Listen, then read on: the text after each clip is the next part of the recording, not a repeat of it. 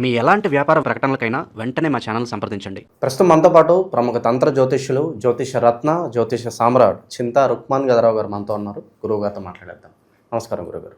మాతృదేవోభవ, పితృదేవోభవ, ఆచార్య దేవోభవ. ఓం నమో మాందేశ్వరాయ నమః. గురుగారు, 2025 డిసెంబర్ మాసం సంవత్సరం చివరిలోకి వచ్చేసాం. వృశ్చిక రాశి వారి పరిస్థితి ఏంటి? ఏ విధమైన జాగ్రత్తలు తీసుకోవాలి? ఓవరాల్గా ఎటువంటి దైవారాధనలో ఉంటే బాగుంటుందంటారు ఈ నెల అంతా కూడా? ఈ 2025 సంవత్సరం డిసెంబర్ మాసం వృశ్చిక రాశి వాళ్లకు ఎలా ఉంటుందో చెప్పుకునే ముందు, మామూలుగా మన తెలుగు వాళ్ళందరూ కూడా ఈ ఇంగ్లీష్ సంవత్సరానికి బాగా అలవాటు పడ్డారు కాబట్టి వాళ్ళకు అనుగుణంగా మనం కూడా చెప్పాలి. కాబట్టి ఈ ఇంగ్లీష్ సంవత్సరంలో చివరి మాసము డిసెంబర్ మాసము. ఈ రాశి వాళ్ళ గురించి చెప్పే ముందు వీళ్ళ యొక్క ప్రత్యేకతలు కొన్ని మనం చెప్పుకునే అలవాటు మనం ప్రతి మాసం చెప్తున్నాం. వృశ్చికము అంటే కాలపురుషుడికి 8వ స్థానం, 8వ రాశి. అంటే మేషం నుంచి. కాలపురుష తత్వం ఇప్పుడు మేషం నుంచే స్టార్ట్ అవుతుంది. మేషం నుంచి మీనం వరకు. అదని కాలపురుషుడు అంటారు, కాలపురుష తత్వము అంటారు. ఇది 8వ రాశి. 8వ రాశి అంటే ఈ రాశికి తేలును సింబల్గా చెప్పారు. తేలు అంటే ఏమి? విష జంతువు. ఈ 8వ స్థానమే ఆయుష్ స్థానము, మరణము. కొంతమంది ఉరికంబలు ఎక్కుతారు. వృశ్చిక రాశి ప్రభావమే ఇది. ఇక్కడ అనురాధ నక్షత్రం ఉంది. అనురాధ నక్షత్రం అంటే బురద, మలమూత్రములు, అశుద్ధము. ఈ వృశ్చిక రాశి ప్రభావము బడుగు బలహీన వర్గాలు, తక్కువ స్థాయి వాళ్ళు ఉండే ప్రాంతాలను సూచిస్తుంది. కానీ విశేషించి ఈ బురదలోనే మళ్ళీ తామరపువ్వు పుడుతుంది, అందులో మళ్ళీ లక్ష్మీదేవి ఉంటుంది, సృష్టికర్త బ్రహ్మదేవుడు ఉంటాడు, విఘ్నేశ్వరుడు ఉంటాడు. తామరపువ్వు బురదలోనే పుడుతుంది, అందరూ తెలుసు. ఇప్పుడు అశుద్ధము బురద ఉంటుంది. ఓ 500 రూపాయల నోటు దాంట్లో పడిపోతుంది, వదిలేస్తారా? ఓ ఐఫోన్ పడిపోతుంది, వదిలేస్తారా? ఎత్తి కడుక్కుని నీటికి ఎత్తుకుంటారు. ఎక్కడైతే అశుద్ధం ఉందో అక్కడే దైవత్వం ఉందని కూడా అక్కడ తెలియజేస్తున్నాయి. మనము అంత సమస్తము దైవమే అనేటువంటిది తెలియజేస్తుంది. ఈ తేలు అంటే అలా కుట్టేసి వెళ్ళిపోతుంది. వాడు వస్తాడు తేలులాగా, దొంగలాగా, తేలులాగా కుట్టేసిపోతాడు అంటారు. అంటే పాయిజన్ అని అర్థం అనమాట. ఈ రాశి యొక్క ప్రత్యేకత ఏమంటే దీన్ని మనం నెగిటివ్గా తీసుకోకూడదు. ఏ రాశికి ఉండాలన్నటువంటి గొప్పతనంలో రాసుకుంటాయి. సైంటిస్టులు అంతా ఈ రాశిలో పుడతారు. ఒక గొప్ప సైంటిస్ట్ కావాలంటే వాళ్ళు వృశ్చిక రాశి బలం ఉంటేనే అవుతారు. వృశ్చిక రాశి ఏమంటే లోతైన విషయాలు, పాతాల వీడి లాస్టు అంటే దాని కిందే ఉంది ఎదుగుతారు వీళ్ళు. ఆకాశంలో ఇంతవరకే లాస్ట్, ఆ తర్వాత ఏమీ లేదంటే ఆ తర్వాత ఏమీ లేదు కదా, ఏముందో చూద్దాం అంటారు. పరిశోధన. స్టీఫెన్ హాకింగు, ఐన్స్టీను, గొప్ప గొప్ప శాస్త్రవేత్తలు. జ్యోతిషం రావాలంటే వృశ్చిక రాశి బలం లేకపోతే జ్యోతిషం రాదు. జ్యోతిషం వచ్చింది అంటేనే వృశ్చిక రాశి బలం. జ్యోతి కూడా ఒక శాస్త్రమే, అది పరిశోధనే. గ్రహాలను పరిశోధిస్తున్నారు జ్యోతిష శాస్త్రవేత్తలు. వీళ్ళు కూడా సైంటిస్టుల లెక్క. సైంటిస్ట్ అంటే శాస్త్రవేత్త, జ్యోతిష శాస్త్రవేత్త అంతే. ఎక్కువ పరిశోధన, ఎక్కువ చేసే కెపాసిటీ రావాలంటే ఆ జ్యోతిష్యుడి యొక్క జాతకంలో వృశ్చిక రాశి యొక్క శక్తి సపోర్ట్ అయితేనే వస్తుంది, లేకపోతే రాదు. 8వ స్థానం అంటే రహస్యంగా జీవించే వాళ్ళు అజ్ఞాతలకు వెళ్ళిపోతారు. ఏదైనా పొరపాట్లు చేసేసి వెళ్ళిపోతారు ఎక్కడో, పోలీసులు కూడా దొరకకుండా. లేదో పర్వతంలోనో అడవి మధ్యలోనో ఒంటరిగా జీవించే వాళ్ళు వృశ్చిక రాశి యొక్క కెపాసిటీనే. ఒంటరి జీవితము, అజ్ఞాత జీవితము, రహస్య జీవితము, ఏకాకిగా ఉండడము, ఏక నిరంజన్ అంటారు కదా, ఇటువంటి శక్తి అంతా వృశ్చిక రాశి నుంచే వస్తుంది. వినడానికి చాలా విచిత్రంగా ఉంది. అటువంటి జీవి ఉన్నారు కదా. మరి శాస్త్రవేత్తలు కూడా వాళ్ళ రూమ్లో తలుపు వేసుకుంటే వాళ్ళకి ఆకలి, నిద్ర, దప్పుకి ఏమి తెద్దు, చేసుకుంటూనే ఉంటారు. చూసే టైం చూస్తే ఎడో ఉంటుంది. గడ్డాలు కూడా పెరిగిపోతుంటే వాళ్ళు పట్టించుకోరు. పరిశోధనే అంటే ఒంటరిగానే చేస్తారు పరిశోధన. వాళ్ళకి ఇంకెవరున్నా డిస్టర్బ్, ఏదో చిన్న సౌండ్ వస్తే కూడా వాళ్ళ ఆటంకం. అంటే లోతైన మనస్తత్వం కలిగిన వాళ్ళు, రహస్యమైన మనస్తత్వం కలిగిన వాళ్ళు, ఒంటరితనాన్ని ఆశించేవాళ్ళు. ఏదైనా పొరపాటు చేయడం అనేది ఆకస్మిక స్థానం. 8వ స్థానం ఆకస్మిక స్థానం. మరణశిక్ష కూడా 8వ స్థానం, ఆయుష్ స్థానం. ఆయుష్ అంటే కూడా సడన్గా వస్తుంది. అంటే పొరపాటు చేసే పరారపి నేరస్తులు కూడా దీనికి సంబంధించినటువంటి వ్యతిరేక ప్రభావం ఉన్నప్పుడే వస్తుంది. అటువంటి నిగూఢమైనటువంటి చాలా శక్తివంతమైనటువంటిది. వీళ్ళు సలహా తీసుకుని కానీ పనిచేస్తే సక్సెస్. వీళ్ళు సొంతంగా నిర్ణయాలు తీసుకుంటే కరెక్ట్గా తీసుకుంటే కూడా ఎక్కడో తేడా కొడుతుంది. అయితే పట్టుకుంటే మొండి, అది తెగే వరకు లాతారు. చిన్న విషయానికి కూడా ఎంతవరకైనా మేము వెళ్తాము. 20 సంవత్సరాలు కోర్టులో పోరాడి గెలిచినా నేను అంటాడు. ఆ 20 సంవత్సరాలు పోరాడాడంటే అది మా ఆషామాషి విషయం కాదు. ఇది జలరాశి, అశుద్ధమైనటువంటి జలాలు, బురద గుంటలు, మురికి నీరు ప్రవహించేటువంటి డ్రైనేజెస్, ఇవన్నీ కూడా జలమే కదా. కొన్ని అంటే ఉపయోగపడినటువంటి జనరల్గా మనుషులకు ఉపయోగపడినటువంటి నీటి గుంటలు, బురద గుంటలు, ఈ నీళ్లు తాగితే జ్వరాలు వస్తాయి, బాగానే ఉంటాయి నీళ్లు, కానీ ఆ నీళ్ళు జ్వరాలు, దోమలు ఎక్కువ ఉంటాయి, అక్కడ గుడ్లు పడేసి ఉంటాయి. ఇట్లాంటివంతా కూడా వృశ్చిక రాశి పరిధిలోకి వస్తాయి. సముద్ర జలం అంతా మీనరాశి, ఈ శుద్ధ జలం అంతా కర్కాటక రాశి. 3 రాశులు ఉన్నాయి జలరాశులు. కాబట్టి ఇక్కడ ఈ రాశి యొక్క ప్రత్యేకతలు ఇవి. ఇక్కడ వచ్చేకాడికి ఇక ఈ రాశి వాళ్లకు ఈ మాసము గురువు 8వ స్థానంలో ఉన్నాడు, అష్టమంలో ఉన్నాడు. వీళ్ళు అసలే నిగూఢమైన వ్యక్తులు అని చెప్పాను. దాని ద్వారా గురువుపై మళ్ళీ 8లోకి వచ్చినాడు, ద్వితీయాధిపతిపై. అది ఇంకొంచెం ఎక్కువ నిగూఢతను తెలియజేస్తుంది. ఎందుకంటే వీళ్ళు చెప్పు రహస్యమైన స్థానం కదా, రహస్య స్థానం, సీక్రెట్స్. ఇప్పుడు రహస్యాలను కనిపెట్టే వాళ్ళ జ్యోతిష్యులు, ఎక్కడ లేని రహస్యాలను తెలుసుకునే వాళ్ళు జ్యోతిష్యులు, సైంటిస్టులు. ఈ 8వ స్థానంలో గురువు ఉన్నాడు కాబట్టి గురువు రాశి, గురువు నక్షత్రంతో ప్రారంభమవుతుంది, విశాఖ నక్షత్రంతో ప్రారంభమవుతుంది గురువు వీళ్ళ పరిశోధన. తర్వాత గురువు 8లో ఉన్నాడు, వీళ్ళ గొంతు ఎక్కువ నిగూఢతగా ఎక్కువ ఉంటుంది. 10లో కేతు ఉన్నాడు. వీళ్ళకు 10వ ఇంట్లో కేతు ఉన్నప్పుడు ఏమైనా, కేతు 10వ స్థానంలో ఉంటే కర్మ లేనటువంటి గ్రహం కేతు. 8 గ్రహాలకు పని ఉందండి, ఒకే గ్రహం పని లేని గ్రహం ఒకటే కేతు. పని లేని గ్రహం అంటే కర్మ లేని గ్రహం అని అర్థం. కాబట్టి వీళ్ళు ఇప్పుడు ఏం చేసినా అనుకున్నంత మెటీరియల్ అవ్వదు. పంచమ స్థానంలో శని ఉన్నాడు. ఆ శనేశ్వరుడు ఇక్కడ అనురాధ నక్షత్రానికి అధిపతి పంచమ ఉన్నాడు. ఈ రాశిలో అనురాధ నక్షత్రానికి అధిపతి శనేశ్వరుడు 5లో ఉన్నాడు, మనస్థానంలో ఉన్నాడు. ఇంకా లోతు పెరిగిపోయింది. ఈ రాశిలో ద్వితీయంలో బుధుడు, శుక్రుడు, రవి, కుజుడు వీళ్ళు తచ్చాడుతూ ఉన్నారు. ఈ రాశికి ముందు రాశికి తర్వాత రాశికి 4 గంటల రాహు ఉన్నాడు. 4 గంటల రాహు అంటే వీళ్ళకి స్వగ్రామం, మాతృస్థానం అంత కంఫర్ట్ కాదు. అంటే వీళ్ళ ఇల్లు, వీళ్ళ ఊరు, వీళ్ళ ప్రాంతం, కొత్త ప్రాంతానికి వెళ్ళడం వల్ల తాజాగా ఉండగలుగుతారు. కాబట్టి ఇక్కడ వచ్చేకాడికి గ్రహస్థితి అనుకూలమా ప్రతికూలమా అంటే ఒక 40-60గా చెప్పచ్చు. 8వ స్థానంలో గురువు ఉన్నంత మాత్రాన ఏదో అయిపోయేది ఏం లేదు, వ్యతిరేకత ఏం లేదు. ఆయన మరింత, గురువు అంటే జ్ఞానకారకుడు కదా, మరింత నిగూఢతను ఇస్తాడు.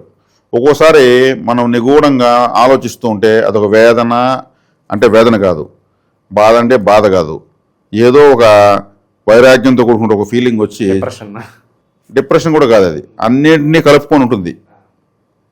ఒక మర్మగర్భమైనటువంటి ఆలోచనతో కొన్ని గంటల సేపు ఎంజాయ్ చేస్తుంటాం, భలే ఉంటుంది ఆ ఫీలింగ్.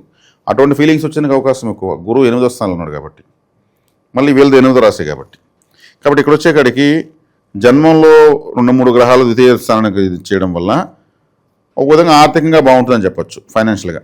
ఎందుకంటే 2వ స్థానం గురువు చూస్తాడు, 2వ స్థానంలో మళ్ళీ 10వ ఇంటి వాడు 2వ ఇంట్లోకి రావడము, రాశాధిపతి 2వ ఇంట్లోకి వెళ్ళడము, లాభాధిపతి బుధుడు రాశిలో ద్వితీయంలోకి రావడము, ఫైనాన్షియల్గా బాగుంటుంది.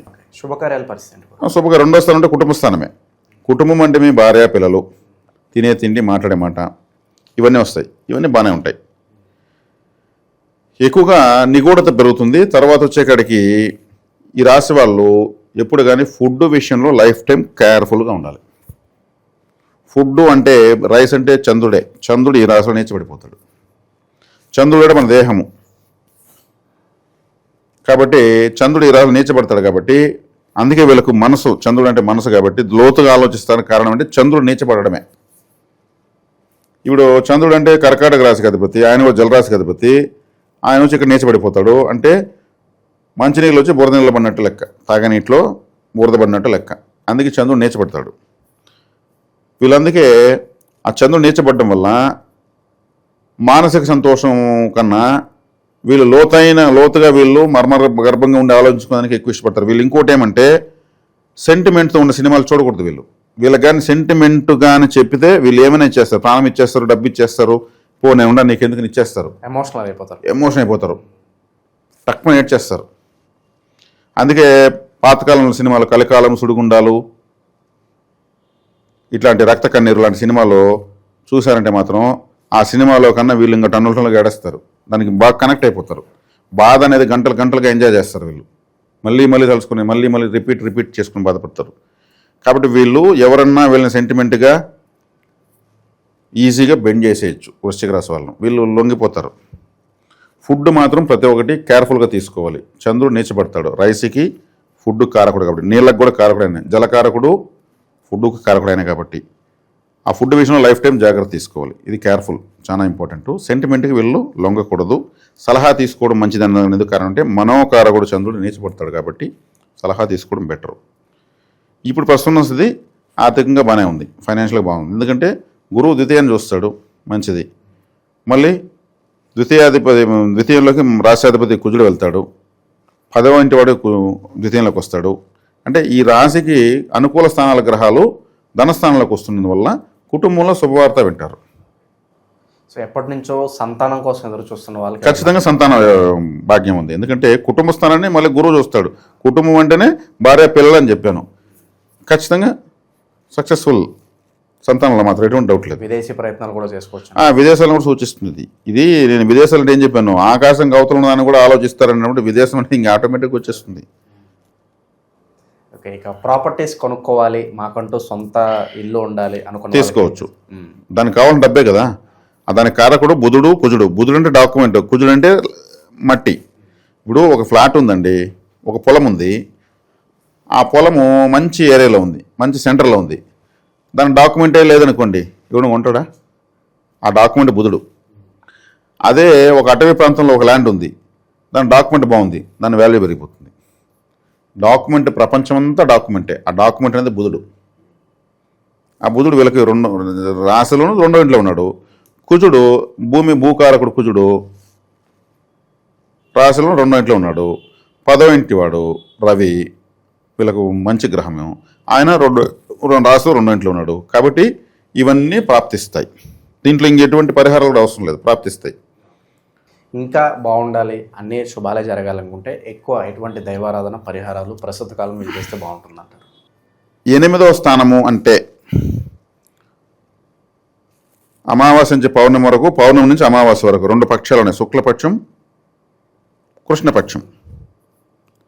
దీంట్లో మిడిల్ పాయింట్, ఏ పక్షంలో అయినా సరే మిడిల్ పాయింట్ అటు ఇటు సగం చేసేది అష్టమి మాత్రమే. శుక్లపక్ష అష్టమి మిడిల్ పాయింట్, కృష్ణపక్ష అష్టమి మిడిల్ పాయింట్. ఈ 8వ స్థానమే, ఈ అష్టమి అనేది భూమికి, ఆకాశానికి, లేదా మనిషికి, దేవుడికి మిడిల్ పాయింట్. మన జీవితానికి, సమాజానికి మిడిల్ పాయింట్ 8వ స్థానమే. పునరపి జననం, పునరపి మరణం. ఈ మిడిల్ పాయింట్లో మళ్ళీ పోతాం, మళ్ళీ మిడిల్ పాయింట్లో వచ్చి మళ్ళీ పుడుతూ ఉంటాం. అందుకే యూనివర్స్ని 8 రాగ్ ఇలా పెట్టారు, ఇన్ఫినిటీని. అదే 8వ స్థానం, అదే మరణస్థానం అని చెప్పింది నేను. ఎవరైనా శ్రీనివాస రామానుజాచార్యులు, ఎవరైనా శ్రీనివాస రామానుజన్ అని ఆయన ఆ క్యాలిక్యులేషన్ చెప్పాడు.